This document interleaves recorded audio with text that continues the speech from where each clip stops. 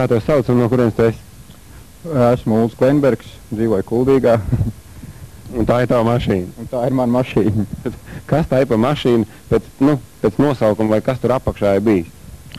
Apakšā ir bijis un ir vēl tagad tās Renault Fuego. Renault Fuego, 2 litri, 83. gada.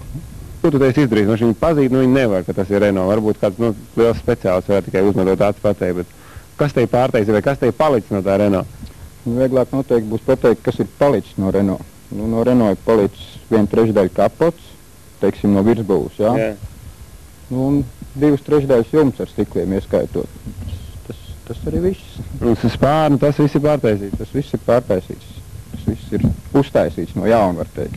Un parasti tās lietiņas tiek liektas kaut kādā ar repiem un lupatām. Kā tu to esi taisījis? No skārdi, var teikt, ir valcēts, liektas skārds, metināts. Tādā garā arī tas taps ir pēc tam gatavots, krāsots. Bet tas viss ir vienā eksemplārā?